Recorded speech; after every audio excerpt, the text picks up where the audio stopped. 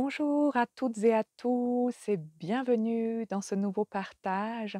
Ça fait plusieurs mois que je n'ai pas posté de vidéo et je suis très heureuse aujourd'hui de reprendre ces partages sur un thème qui m'est particulièrement cher, qui a marqué tout le long de mon chemin de vie et qui s'est imposé à moi ces dernières années, ces derniers mois, comme étant véritablement essentiel pour soutenir notre humanité, notre terre, là où nous en sommes aujourd'hui. J'ai nommé ce thème la grande déesse, la grande mère universelle, celle que l'on a connue au fil des temps et des lieux, sous différents visages, sous différents noms. On peut se souvenir de Shakti, Durga, Lakshmi en Inde, de Isis en Égypte, de Ishtar en Mésopotamie, de Inanna à Sumer, de Danna ou Belena chez les Celtes, de Marie, Marie-Madeleine chez les chrétiens, pour n'en citer que quelques-uns, et tous nomment certainement la même grande énergie universelle, la même grande force de vie, d'amour, de création, de transformation, et peut-être même le même être. Alors, je crois que nous sommes de plus en plus nombreux et nombreuses notamment à être appelés ou rappelés vers elle. Et je crois que ce n'est pas pour rien.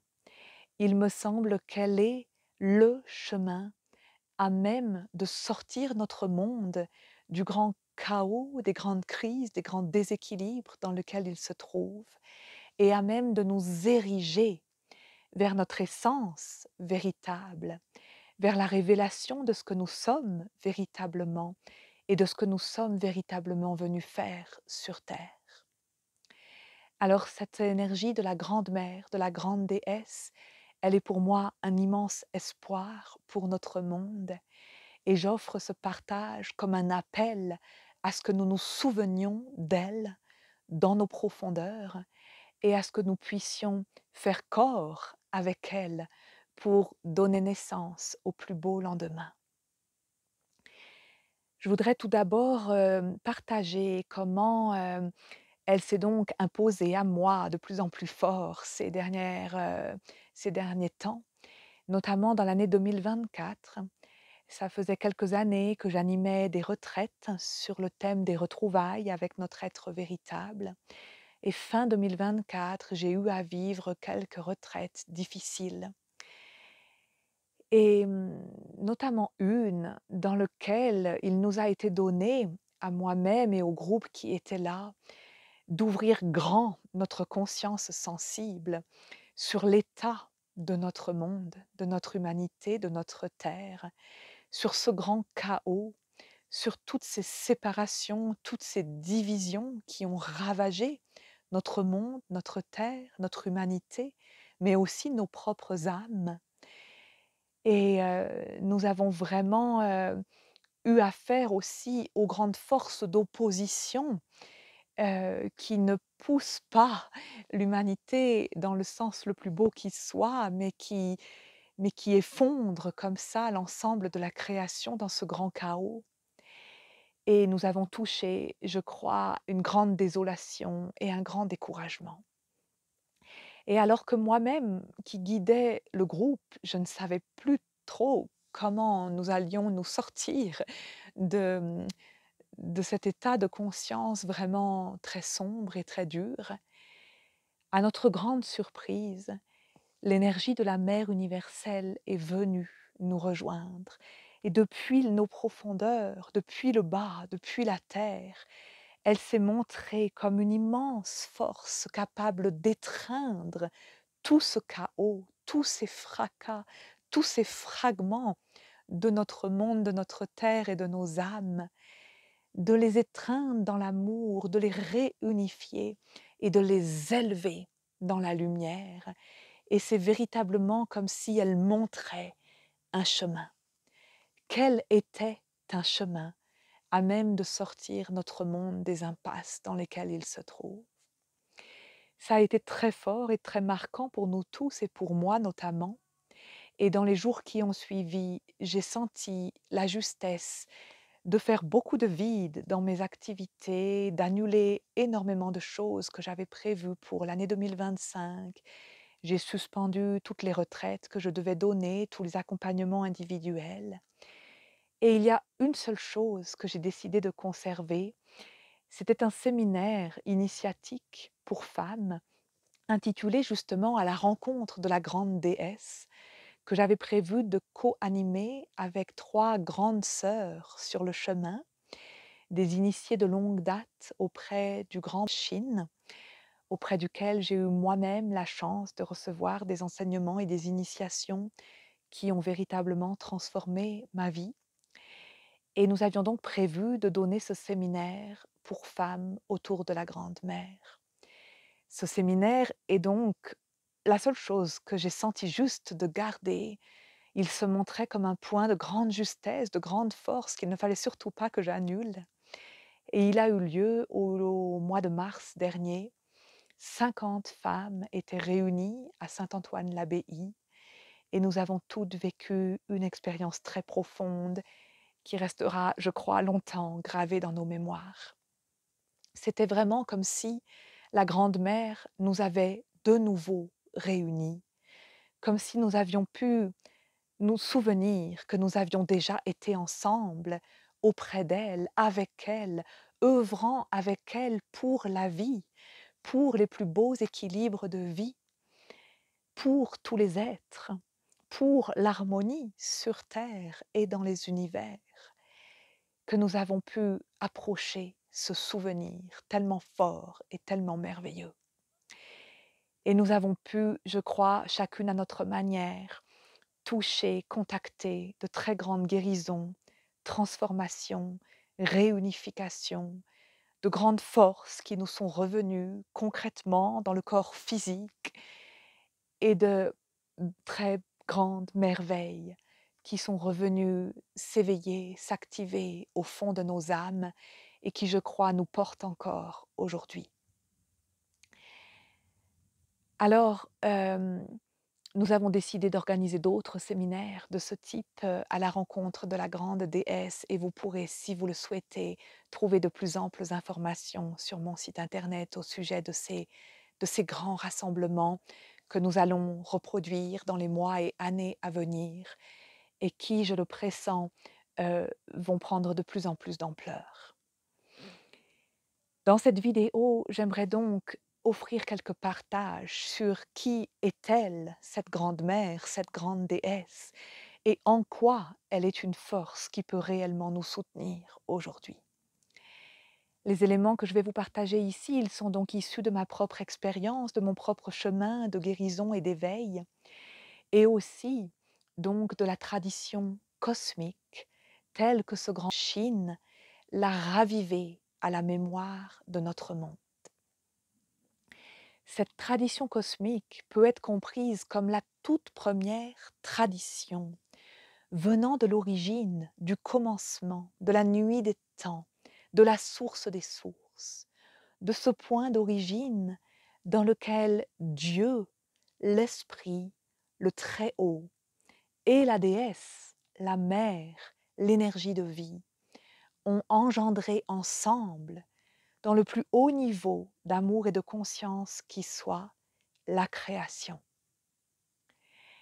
Cette tradition, elle porte les savoirs sacrés issus de la source des sources et elle porte notamment le secret des plus sacrés que nous-mêmes, en tant qu'êtres humains, nous avons été créés par Père, Mère divin, par les principes originels, primordiaux du Père et de la Mère, de l'Esprit et de l'énergie de vie, comme étant appelés à devenir les réceptacles de leur semence divine.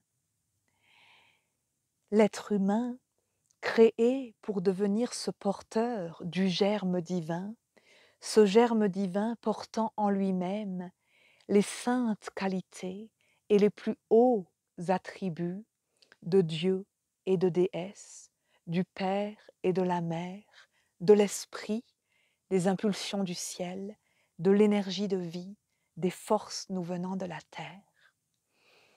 Nous sommes dépositaires de ce germe, nous avons été créés pour être cela et pour que par nous-mêmes, nous puissions un beau jour venir réveiller les potentiels endormis, latents dans ce germe divin, le faire fleurir, éveiller en nous les plus beaux attributs de Père, Mère divin, de Dieu et de déesse, et pouvoir enfin créer le monde, créer notre réalité avec ces attributs les plus fins, les plus beaux, les plus dignes, éveillés en nous.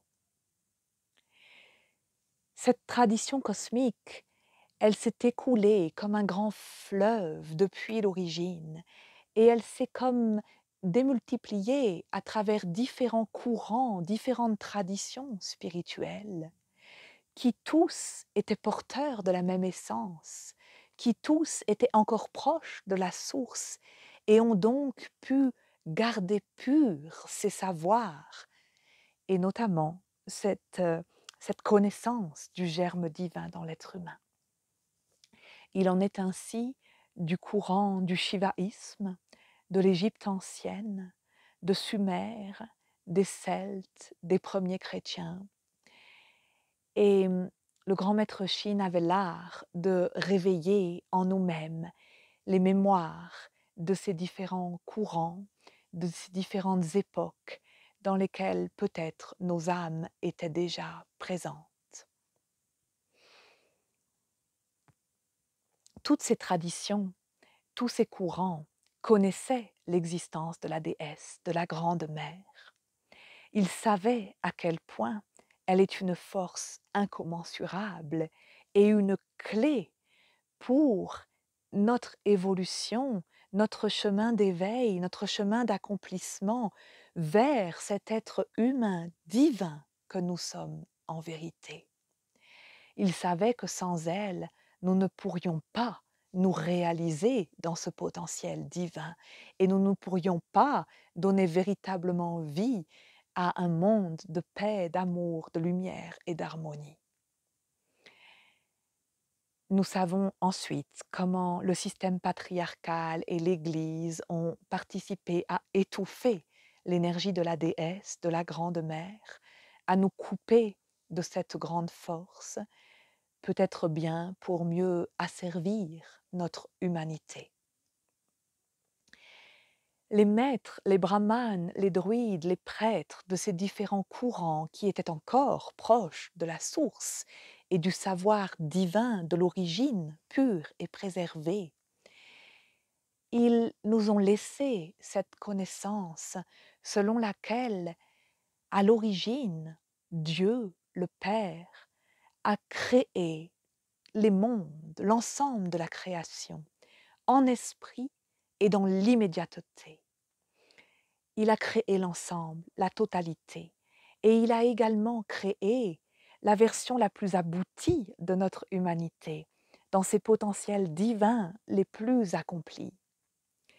Et la déesse, la mère, voyant la merveille de cette création, de cette toute première création du Père, de Dieu, elle a eu l'élan, le désir de reproduire cette création.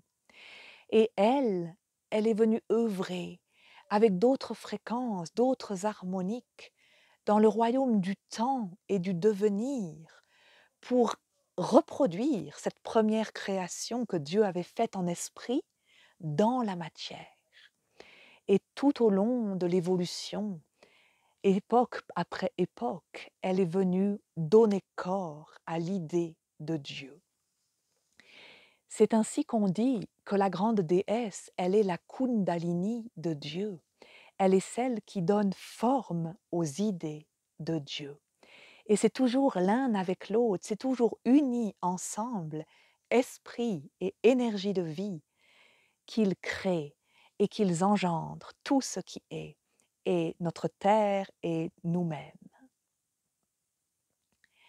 La tradition cosmique vient nous rappeler que nous portons en nous les attributs autant du Père que de la Mère, et que nous sommes appelés à marcher notre chemin d'évolution en tissant toujours le lien entre l'un et l'autre et en marchant même vers le mariage de l'un et l'autre au sein de notre réceptacle humain, de notre temple humain.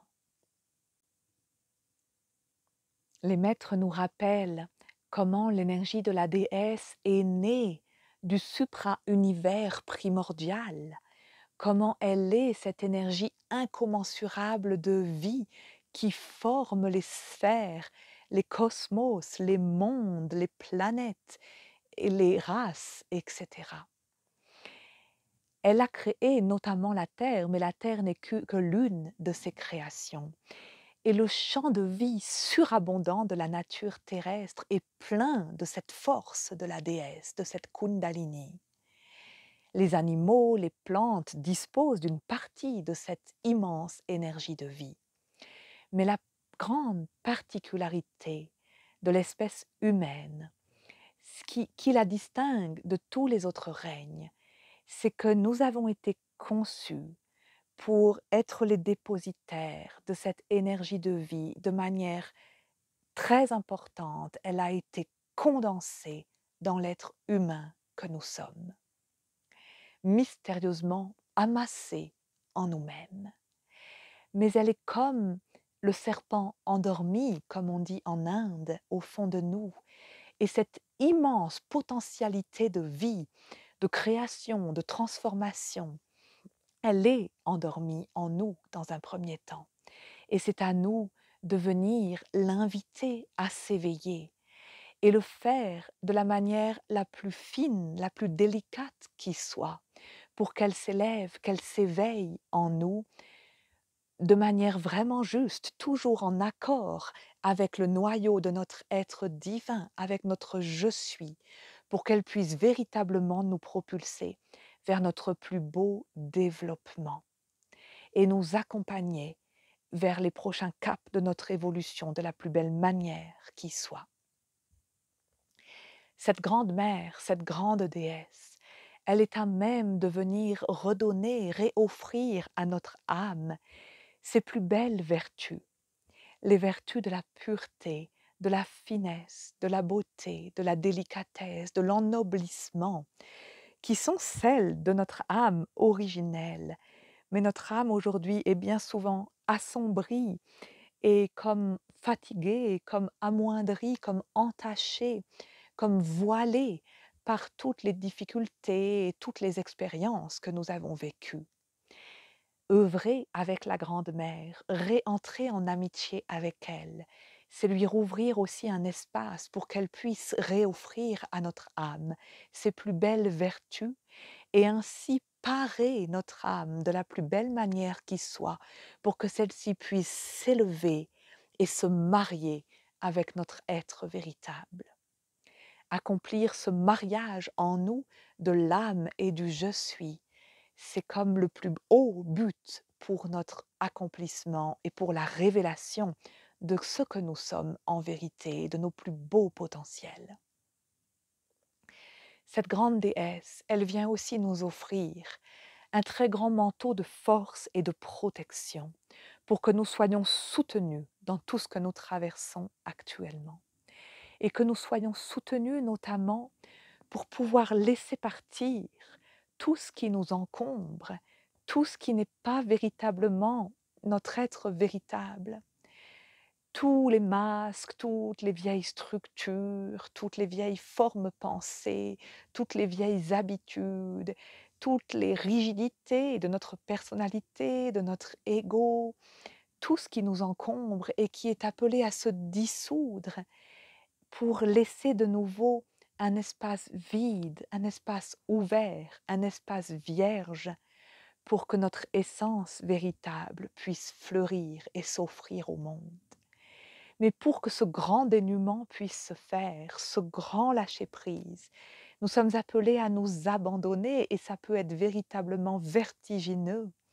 Alors le faire en lien avec elle, c'est trouver aussi un socle de soutien, de protection pour que nous puissions nous rouvrir à cette immensité du vide primordial en nous, de la vastitude infinie du noir, pur, clair et scintillant de vie qui est véritablement notre essence et qui est un réservoir immense de force, d'énergie, de création, de potentialité.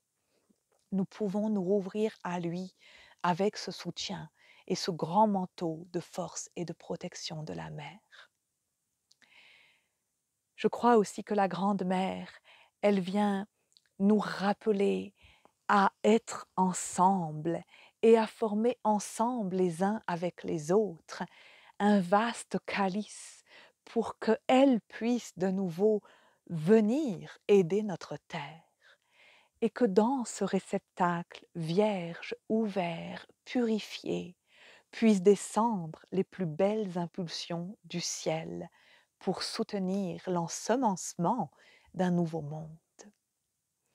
Nous sommes appelés à nous remémorer de tout cela, à réveiller toutes ces énergies en nous, mais aussi entre nous. Et je crois que la Grande Mère rappelle particulièrement ses filles à se souvenir du service que nous avons pu accomplir avec elle depuis des temps déjà très anciens.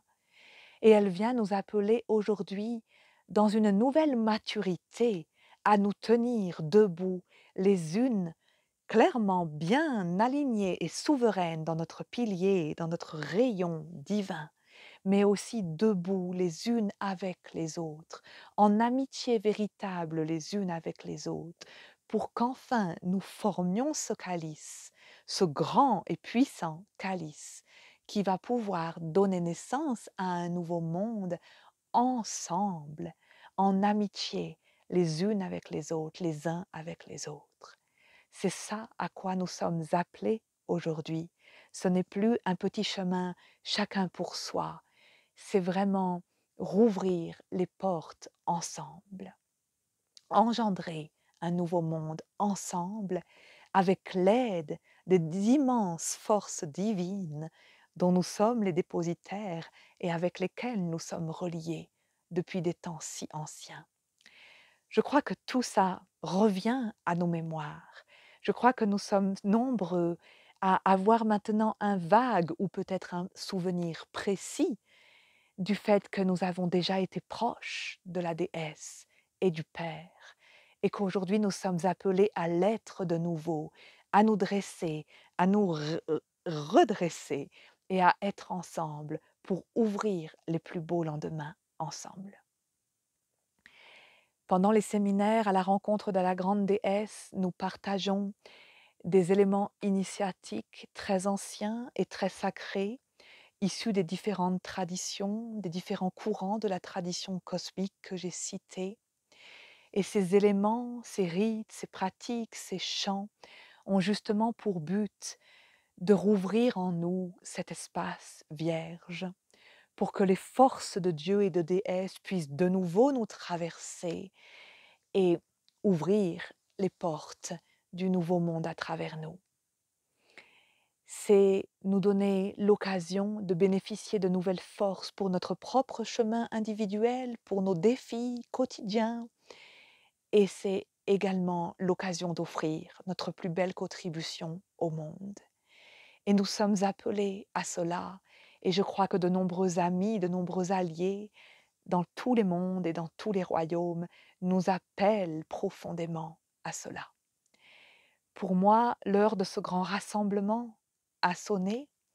C'est un grand rassemblement qui nous unit les unes les uns avec les autres. C'est un rassemblement aussi qui réunifie tellement d'époques, tellement de mémoires en nous, en un seul point d'unité. C'est un rassemblement où nous épurons tout ce que nous avons cru savoir jusqu'ici et où nous nous reconnectons seulement à l'essentiel.